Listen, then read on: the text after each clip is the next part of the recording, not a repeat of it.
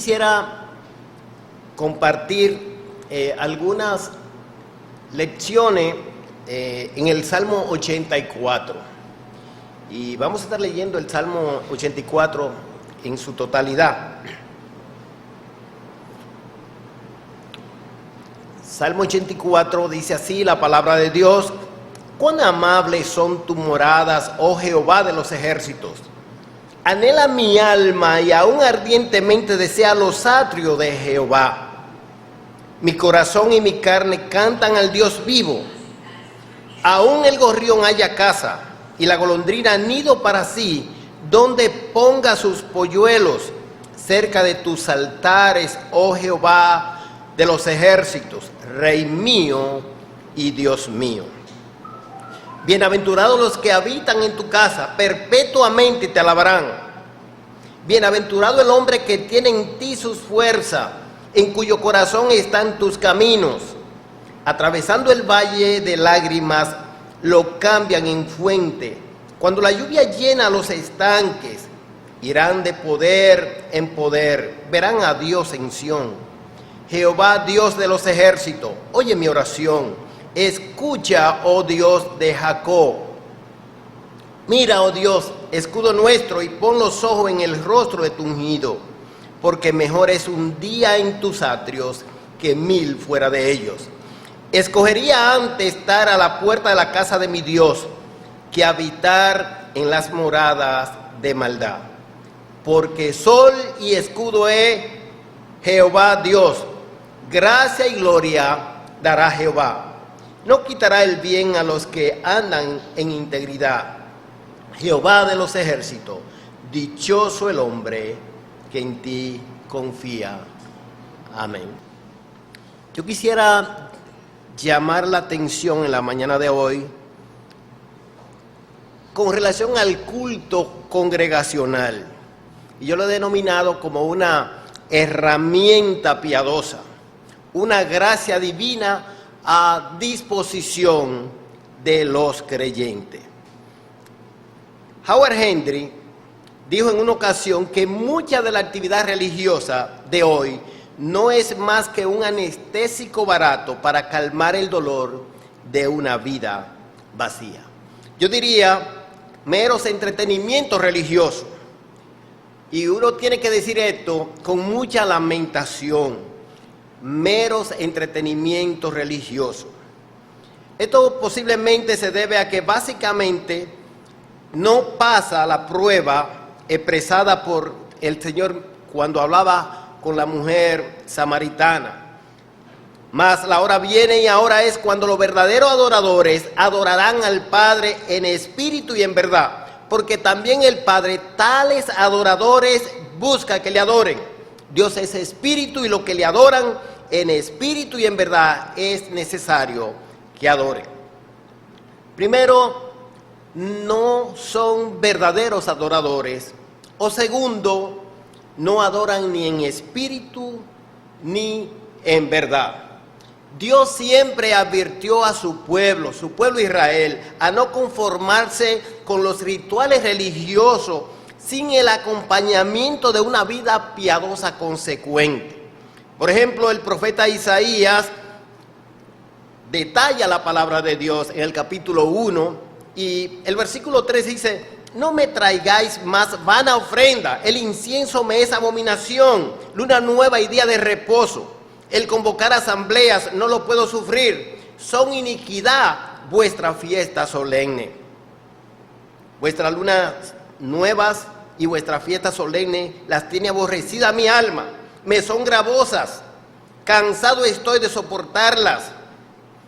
El versículo 12 dice: ¿quién demanda esto de vuestras manos cuando venís a presentaros delante de mí para hollar mis atrios? Qué lamentable, un pueblo que venía de los confines de la tierra y se reunía en el templo a adorar. Y dice Dios: ustedes lo que vienen es a dejar sus huellas, a hollar mis atrios. El apóstol Pablo tuvo que confrontar a los corintios también porque habían rebajado lo que era la reunión como iglesia. Y en el capítulo 17, capítulo 11, verso 17, dice, pero al anunciar esto que sigue, eso es la primera carta a los Corintios, capítulo 11, verso 17, pero al anunciar esto que sigue, no os alabo, porque no os congregáis para lo mejor, sino para lo peor. El verso 20, cuando pues os reuní vosotros, esto no es comer la cena del Señor. La Nueva Versión Internacional traduce en el versículo 17, ustedes se reúnen más para perjuicio que beneficio. Y la Biblia de las Américas dice, ustedes no se congregan para lo bueno, sino para lo malo. Usted se imagina una iglesia reunida y dice el apóstol por inspiración divina, ustedes se reúnen para lo malo. Es decir, ustedes darían más gloria a Dios si no se reúnen, porque pecan cuando se reúnen. Ahora, ¿quiere decir esto que el culto congregacional ya no es importante? De ninguna manera, como traduce Carballosa, Romanos 6, que perezca tal pensamiento. Tanto en el Antiguo Testamento como en el Nuevo Testamento, la importancia del culto a Dios por su pueblo, rendido en adoración conjunta, se resalta. Y aquí, en el Salmo 84, hay una evidencia de ellos. Hay el clamor de peregrinos que vienen a Jerusalén, desde los confines de la tierra, desde Dan hasta Beerseba, y ellos vienen con un corazón ardiente por encontrarse reunidos allí en el templo para adorar a Dios. Cuán amables son tu morada, oh Jehová de los ejércitos. David, que algunos piensan que escribió el Salmo, la mayoría se inclinan que era de los hijos de Coré, pero David tenía siempre el sentir y era su oración el ir a la casa de Dios. Salmo 27, 4 dice, una cosa he demandado a Jehová, esta buscaré, que esté yo en la casa de Jehová todos los días de mi vida. Eso era motivo de alegría. Salmo 122, 1. Yo me alegré con los que me decían, a la casa de Jehová iremos.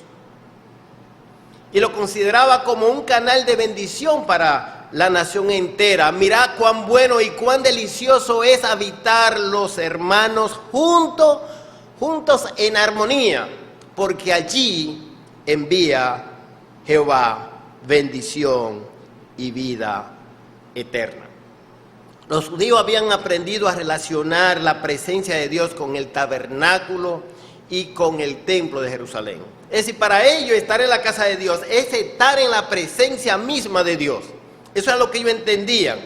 De ahí que cuando Salomón dedica el templo, en el capítulo 8 del primer libro de los Reyes, verso 48, en su oración él dice, y si se convirtieren a ti de todo su corazón y de toda su alma en la tierra de sus enemigos, que los hubieren llevado cautivos, y oraren a ti con el rostro hacia su tierra que tú diste a sus padres, y hacia la ciudad que tú elegiste, y a la casa que yo he edificado a tu nombre. De ahí que Daniel, cuando oyó el edicto del rey de que no se debía orar a ningún dios fuera del rey, dice el capítulo 6, verso 10, cuando Daniel supo que el edicto había sido firmado, entró en su casa, y abiertas las ventanas de su cámara que daban hacia Jerusalén, se arrodillaba 3 veces al día, y oraba y daba gracias delante de su Dios, como lo solía hacer antes. Daniel no estaba pensando hacer alarde de su piedad. Él abría las ventanas de su casa y ponía su rostro hacia Jerusalén porque esa era la costumbre de todos judíos piadosos. En el Evangelio según San Marcos se destaca la actitud del Señor con relación al templo. Capítulo 11, verso 15, vinieron pues a Jerusalén y entrando Jesús en el templo comenzó a echar fuera a los que vendían y compraban en el templo y volcó las mesas de los cambistas y las sillas de los que vendían palomas y no consentía que nadie atravesase el templo llevando utensilio alguno y les enseñaba diciendo, ¿no está escrito mi casa llamada casa de oración para todas las naciones? Mas vosotros la habéis hecho cueva de ladrones. Mi casa será llamada casa de oración para todas las naciones, mas vosotros la habéis hecho cueva de ladrones. Fíjense que el Señor, a pesar de la situación espiritual de su pueblo, Él llama al templo de Jerusalén mi casa. El apóstol Pablo se refirió a la iglesia como la casa de Dios. Esta cosa te escribo a ti, Timoteo, para que si tardo sepas cómo debe conducirte en la casa del Dios viviente, columna y baluarte de la verdad, la casa del Dios viviente. El Señor en el Evangelio según San Mateo, capítulo 18, verso 20, dice, porque donde están 2 o 3 congregados en mi nombre, allí estoy yo en medio de ellos. Usted se imagina, hermano, la trascendencia de la importancia de reunirse como iglesia. Dice el Señor, donde están 2 o 3 congregados en mi nombre, allí estoy yo en medio de ellos. El Señor está ahí. Él está aquí. De manera que cuando nosotros pensamos en el culto congregacional, estamos pensando en ir a la presencia del Señor. Eso es lo que destaca la trascendencia de un culto centrado en Dios. Este salmo, yo quisiera por lo menos considerar 2 lecciones que nos deja. Lo primero es la centralidad de Dios en las reuniones de su pueblo. Eso es lo que el Salmo más resalta. Casi en todos los versículos, es más, en todos los versículos de alguna manera se ve la evidencia de Dios. Pero algunos, la mayoría, explícitamente. Versículo 1, oh Jehová de los ejércitos. Verso 2, los atrios de Jehová, el Dios vivo. Verso 3, tus altares, oh Jehová de los ejércitos, Rey mío y Dios mío.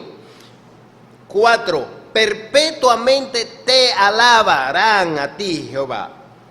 Versículo 7, verán a Dios en Sión.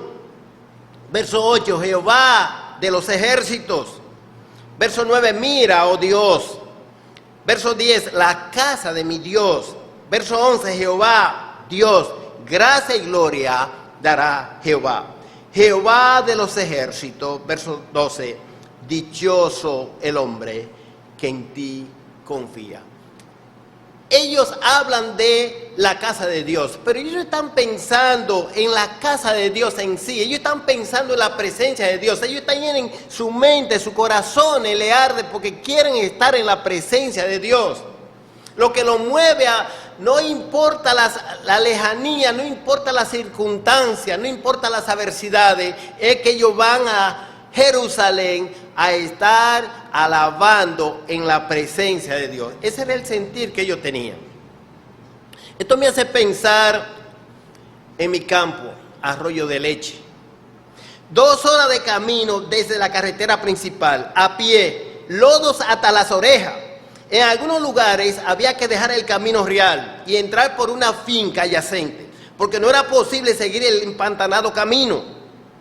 Pero qué alegría, íbamos hacia donde papá. No importa el lodo, la distancia, los obstáculos, ni la lluvia, ni Arroyo de Leche importaba. Importaba mi papá. Ningún hombre como él en el mundo. Eso era lo que nos movía. Toda mi familia iba con esa satisfacción, no importaban las adversidades, porque íbamos a son de papá. Cuando un creyente va a la iglesia a adorar, su mente, su corazón le arde.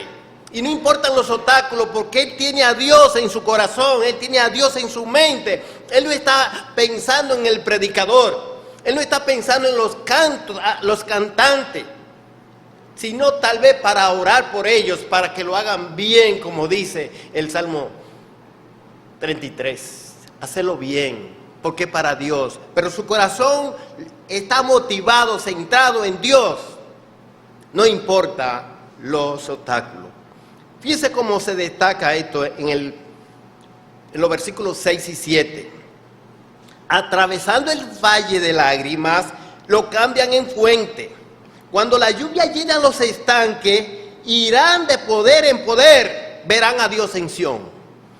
Algunas traducciones dicen el valle de Baca, no de lágrimas.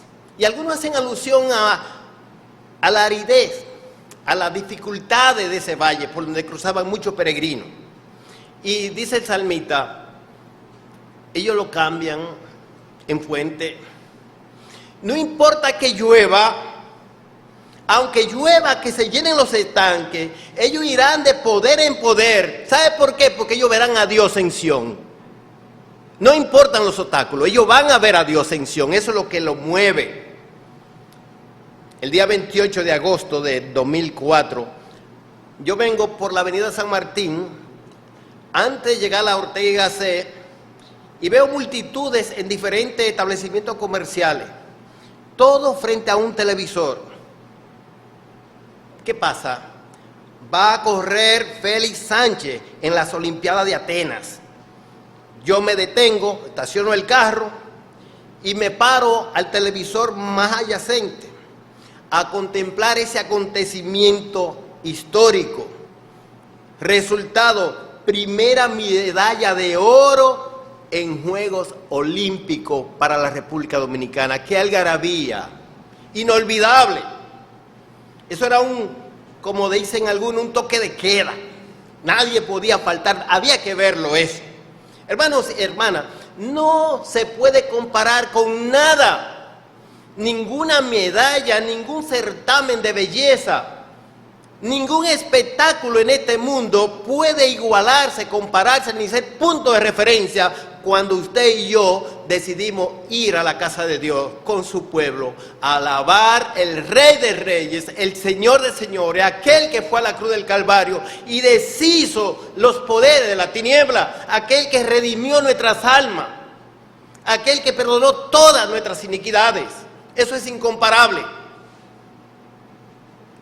Dice el versículo 10, porque mejor es un día en tus atrios que 1000 fuera de ellos. Escogería antes estar a la puerta de la casa de mi Dios que habitar en las moradas de maldad. Es lo que está diciendo. Mire, aunque le den una villa en Dubái, aquí en República Dominicana yo oía un comentario de un empresario y político que tiene una villa en La Romana y su habitación tiene 700 metros de área. No es la villa, sino 700 metros cuadrados. Tiene simple y llanamente su habitación. Cuando yo me enteré de eso, me puse a compararlo en la casa donde yo vivía. El solar entero tiene 650 metros, el colegio. Entonces la habitación de ese señor, de su villa, en La Romana, es mucho más grande que todo el perímetro. Yo no sé cómo es eso. A lo mejor es una cosita, un disparate, como tienen los jeques árabes. Ahora, creo que el sentir de salmista dice, me importa un comino eso. Yo prefiero estar, ¿sabe dónde? Como portero en la casa de Dios. Aún el gorrión haya casa. Y la golondrina ni donde poner su polluelo. Es como si él dijera, yo lo envidio.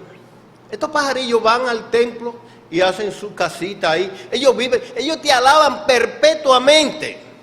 Yo quisiera ser como uno de ellos siempre. Yo tengo que trasladarme de un rincón del mundo a venir aquí para adorarte. Hermanos y hermanas, ojalá que nosotros podamos centrar a Dios en nuestro acto de adoración. Como si nos pusiéramos escatoma, lo que le ponen a los caballos para que caminen recto.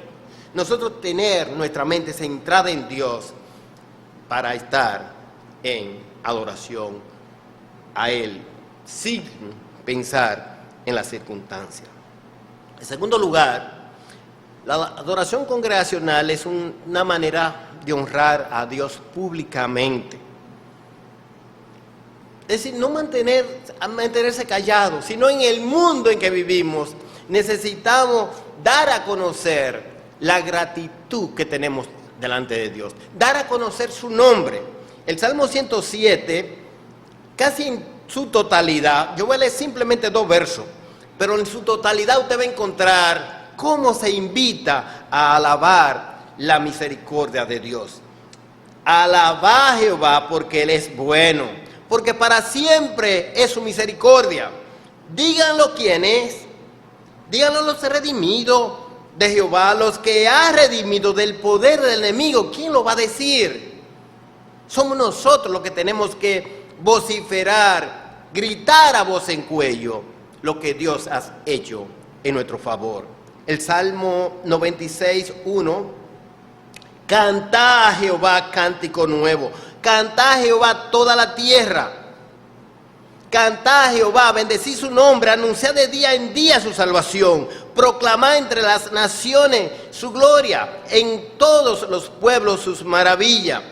Porque grande es Jehová y digno de suprema alabanza, temible sobre todos los dioses, porque todos los dioses de los pueblos son ídolos, pero Jehová hizo los cielos. Alabanza y magnificencia delante de él, poder y gloria en su santuario.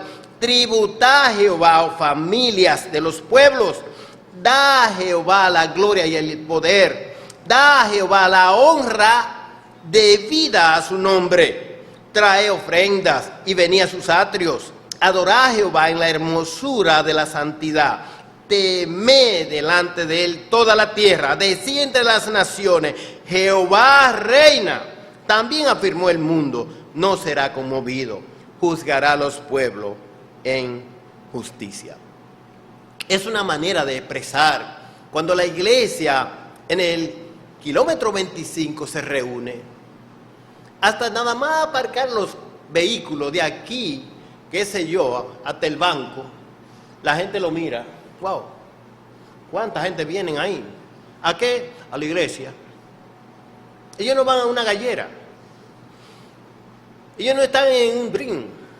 Ellos no están viendo un espectáculo deportivo. Ellos están, ¿sabe dónde? En la casa de Dios, adorando al Rey de Reyes y Señor de Señores. El Espíritu Santo, por medio de Lucas, describe la época de oro de la iglesia. Capítulo 2 del libro de los Hechos, versos 46 y 47. Y perseverando unánimes cada día en el templo y partiendo el pan en las casas, comían juntos con alegría y sencillez de corazón, alabando a Dios y teniendo favor con todo el pueblo. Y el Señor añadía cada día a la iglesia lo que habían de ser salvos. Esa es una iglesia modelo. Solo en medio del peligro de apostasía, es decir, de los creyentes, de los cristianos apartarse de la fe, los cristianos fueron exhortados a reunirse.